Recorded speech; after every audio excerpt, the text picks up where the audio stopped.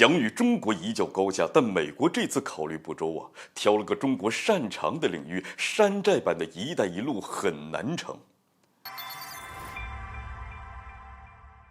各位好，欢迎来到康群说。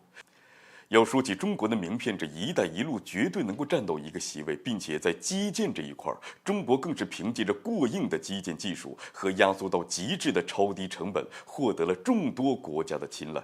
这也让中国在国际社会上的影响力是不断的提高。但是，中国基建的受欢迎让美国那是相当不高兴的。于是，他们的脑子里又蹦出了打压的想法。这一次，美国将计划实施地点设在了中东。那近期啊，美国高官沙利文前往沙特参加了一个大规模的基建计划的会议，共同参加的还有沙特、印度、阿联酋的官员。那简单的来说吧，就是通过建设铁路将中东海湾国家连接起来，再通过航线将中东与印度联系在一起。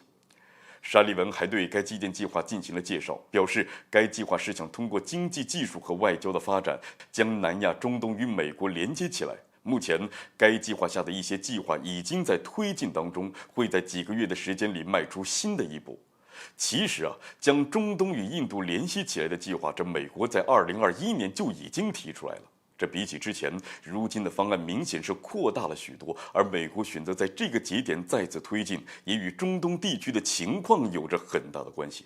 这一方面，中国在中东也有不少的基建项目，甚至沙特的第一条高铁那就是中国建设的。美国现在提出基建计划，那就是想将中国挤出去，承包所有的中东基建，也能够在一定程度上阻止中国在中东地区的影响力进一步的提升。而另外一方面，在中国的影响下，和解成了中东地区的关键词儿。这不光是意味着中东正在走向和平，还意味着中东正在摆脱美国的控制。而美国也意识到了自己这些年在中东挥舞的安全旗帜已经不被认可，继续搅乱局势只会被中东厌恶。所以，美国想用一种更为友善的方式来提升美国的影响力，为重新掌控中东做铺垫。同时美国还能借助这一计划缓解以色列被孤立的困境。有关印度的部分也能够在一定程度上给中国的西南出海口是带来压力。那这项计划对美国来说的确有不少好处，但是不管怎么看，这个山寨版的“一带一路”恐怕是很难成功了。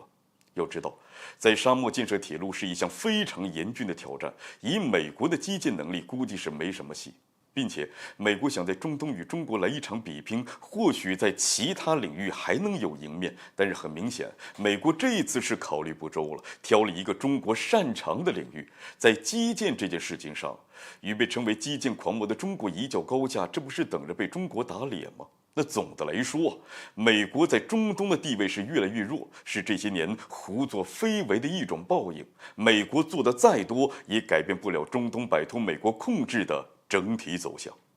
好了，本期节目就进行到这儿，欢迎点赞转发，留下您的精彩评论。